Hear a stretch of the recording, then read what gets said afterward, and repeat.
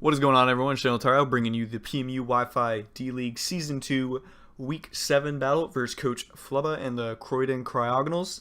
Coming into Week 7, we did get the win last week against Coach Polish and the Soviet Slow Kings, which was a very close match, which came down to some Iron Tail clutches from our Scarf Lucario, which picked up like 4 kills that match, which was really nice. As for Flub, of course, trying to continue the win streak. Got to point it out as always. I'm not really liking the matchup too much, to be honestly, against Flub. I had to run some weird things this week and some basic things as well. But as for his roster, it consists of Celesteela, Gengar, Darmanitan, Flygon, a Selgor, Lantern, Mega Heracross, Necrozma, Tapu Bulu, Cryogonal, and Malamar. And his 2 Z users are Tapu Bulu and Celesteela.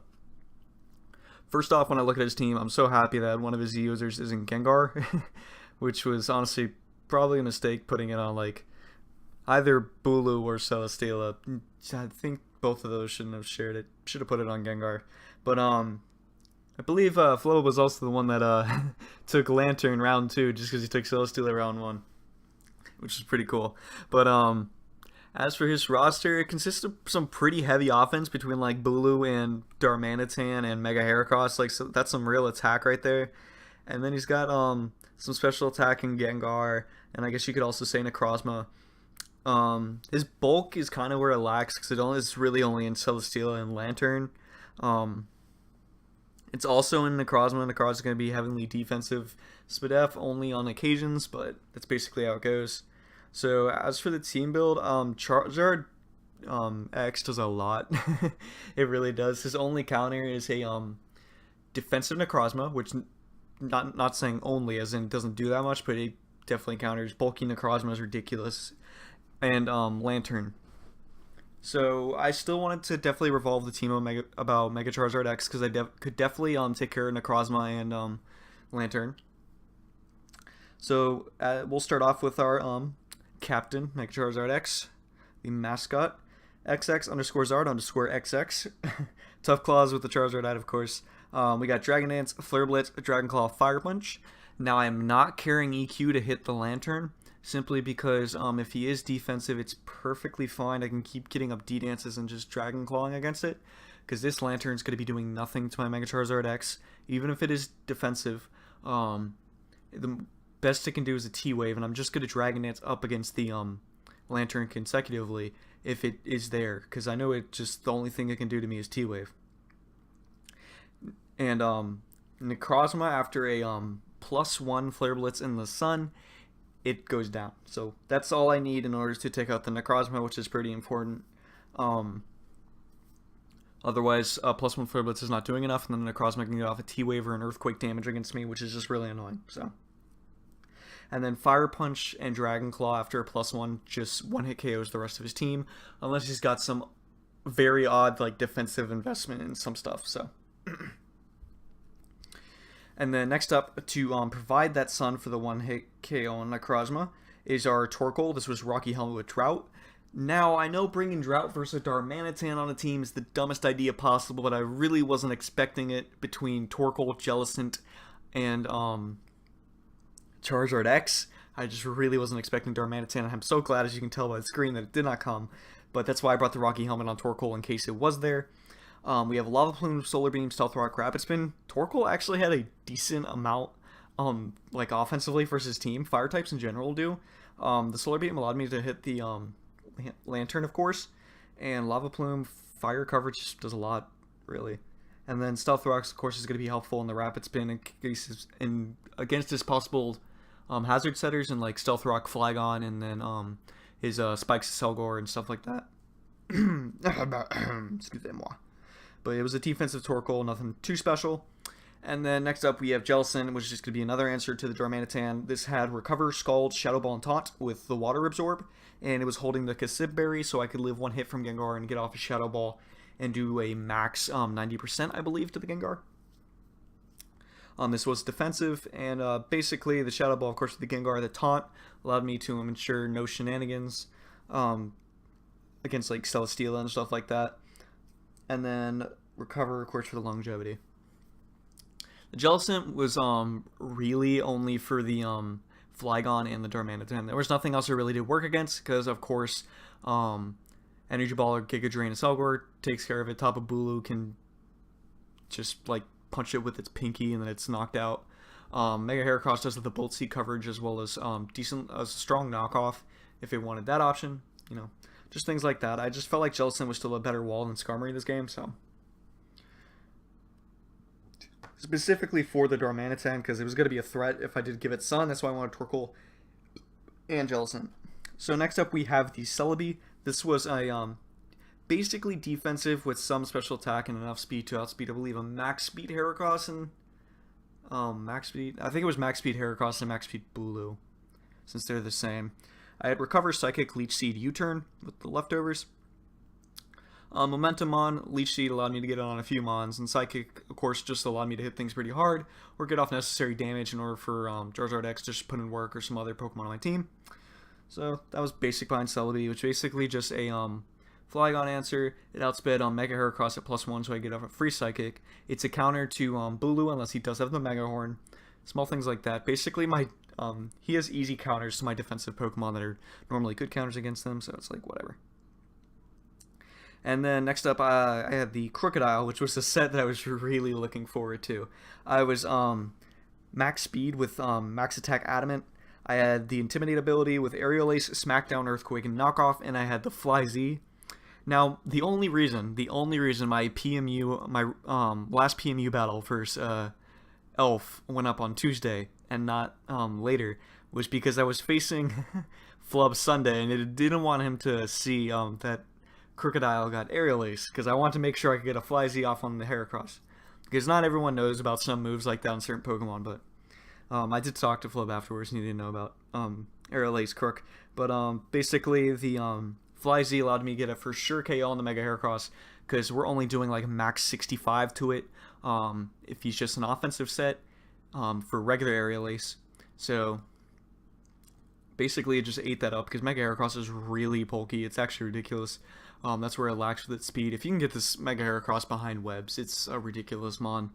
And then Tapu Bulu, Fly Z also knocks it out, but I had to be Adamant in order to knock it out, so that's why I did run that.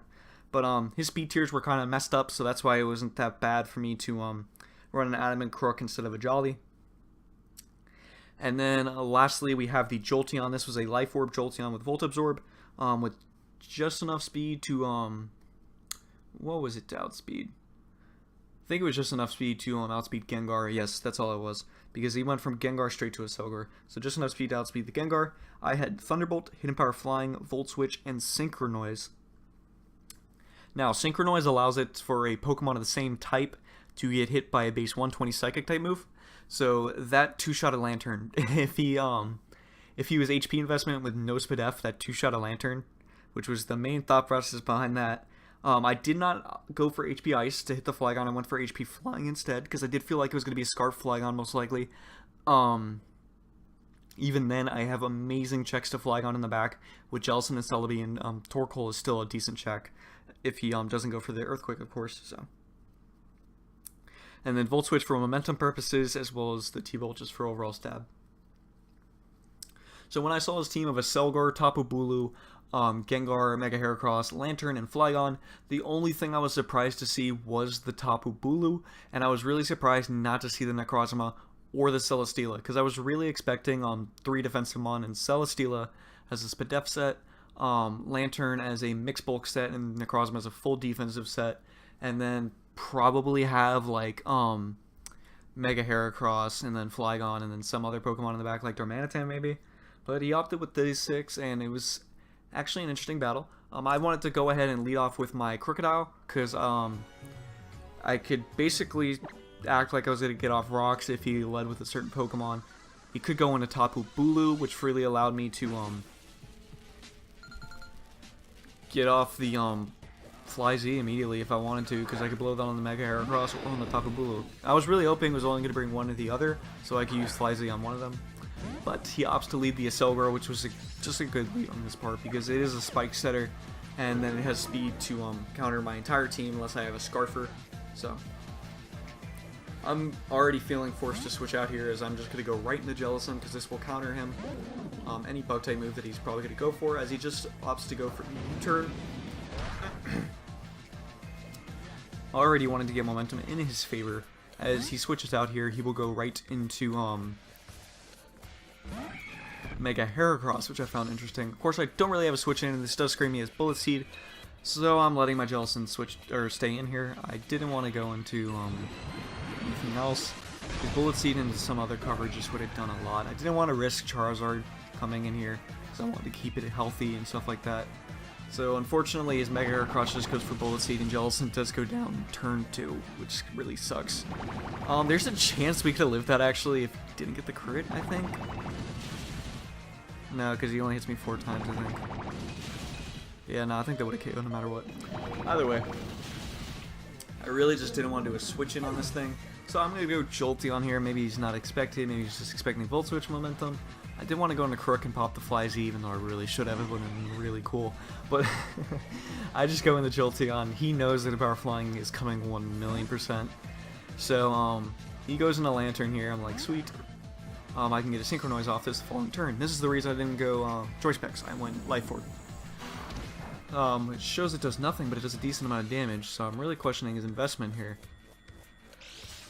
But he does show he's a Leftovers Lantern. He's not one of the, like, Assault Vest pivot ones. So there's a chance he still has the T-Wave. I'm just going to stay in here and click Synchronize as he decides to switch out and go into his Flygon, which was a smart play on his part. If I had any coverage for Lantern, I would go for it now.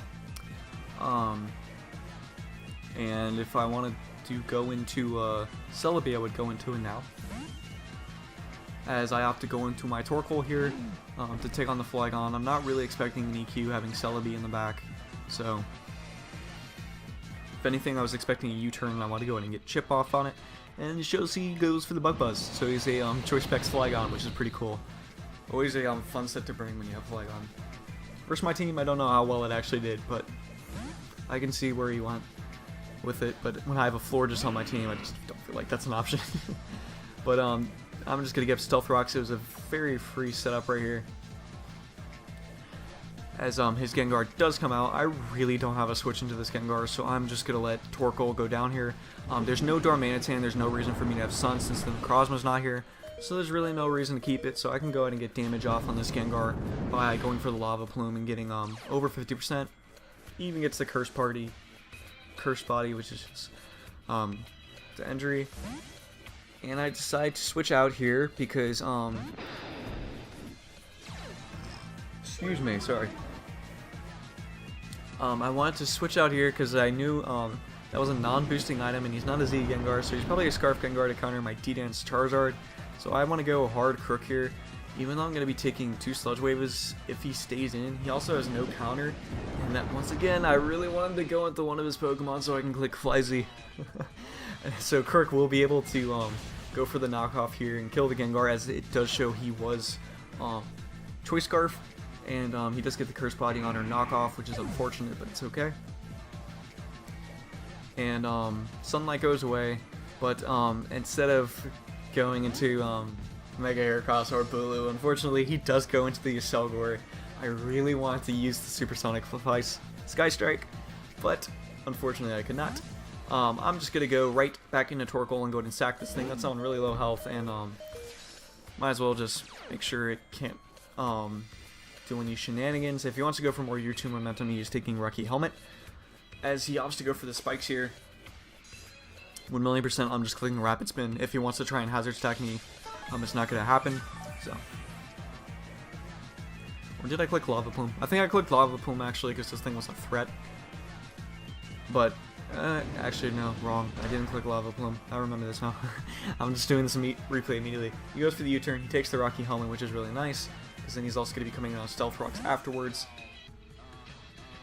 He goes right into Lantern as I just go for the Rapid Spin, getting rid of his spikes. It's so funny to see Torkoal spin because his shell doesn't change at all, really, which is really cool. And then we do get rid of the spikes. Lantern does get its leftovers though. Don't really want to switch anything against this Lantern. I'm really just gonna click Solar Beam. If he lets me get off that damage, then +1 Declaw, even if he has max defense, will for sure take it out. So at this point, I'm just looking for a solid chance to bring in Charizard and get up that D-Dance, because at this point I win. Because he's encountered with Scarf Gengar, and he has no real defense otherwise. As I go into Celebi here, I'm going to go for U-turn. Just mainly I want to be able to scout if he has a Signal Beam, because I knew that was an option for him to bring. And as he stays in versus my Celebi, I know 1,000,000% that it's Signal Beam. So I'm going to go in my Jolteon here, eat it up, and threaten him out with a Synchronoise. He does go for the Signal Beam, gets the confusion, and is like, that's annoying.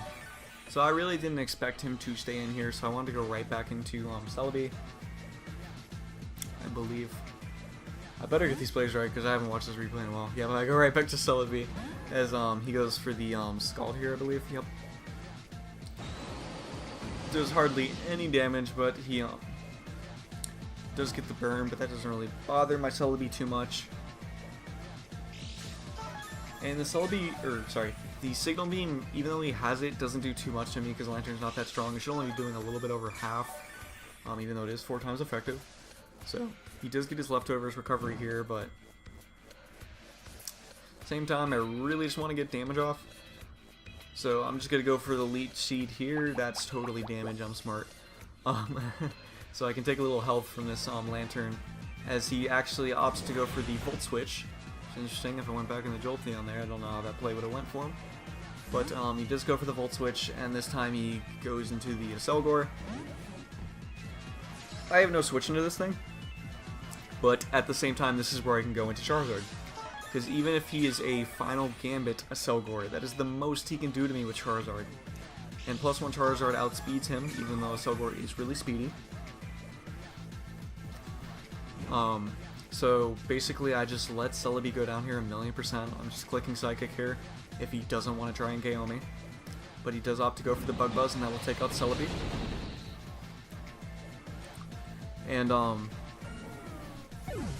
as Celebi goes down, I'm going right into Charizard like I already mentioned. He has no Stealth Rocks on my side of the field, and the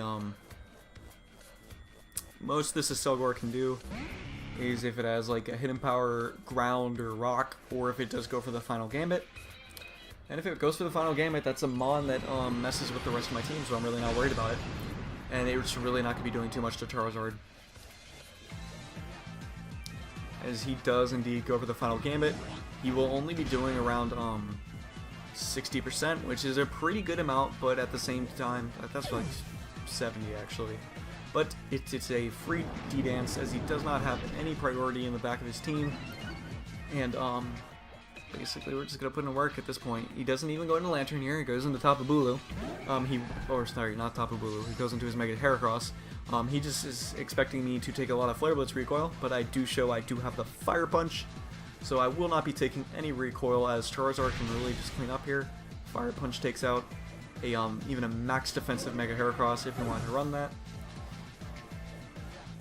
He goes into his Flygon. I know this thing is not Scarfed. If it was just a speed tie, and I'd be willing to take it because Charizard wouldn't be really getting a D-Dance off on anything else at this point. As I go for the Dragon Claw, and we do take out the Flygon. So that's 2 kills for Mega Charizard X. Really wondering why he's not going into his Lantern. Pretty much telling me that he's not defensive, so it will probably be going down. As he does come into Lantern, he takes his Stealth Rock damage, putting him at around 70 to 75%. As I go for the Dragon Claw, if he's not defensive, this will kill. And he's not defense infested, which is very nice. So Charizard really just cleans up at this point. I was checking if Flare Blitz KO'd, but I really doubt he was going to be a max defensive Bulu anyways. So Fire Punch would kill here, except it was like a min 86 roll. So there was a chance if he was max defense, which is kind of ridiculous. But this just blows him back because he was probably a full offensive Tapu Bulu. And Mega Charizard picked up 4 kills that game, sweeping for me and winning the game, which was very nice. I'm not gonna lie, for majority of the game, I really thought I was in a bad spot, and he had momentum for majority of it, because I didn't really have an answer for some of the Pokemon that he brought. But like I mentioned, Charizard X was going to be able to clean up if I took care of certain things, and it so happened that he didn't even bring those things I had to check, so it really worked out for me in the end with Mega Charizard. Being the very strong mascot, I believe it has like 12 kills as a Week 7 right now, which is pretty nice. Both of them being really strong, or not both of them, but majority of them being really strong sweeps. 9 of the 12 kills were from sweeps, which is pretty cool. So, but we will be going into Week 8 as of next week, and we'll be facing Cap and the Toronto Swab Blue Jays. Interesting matchup, not so much in my favor, which will make it interesting, but just gonna try and continue the streak. You know how it goes. But that'll be it from me this week. Make sure to check out my APA Wi-Fi. Sub, like, share, deuces.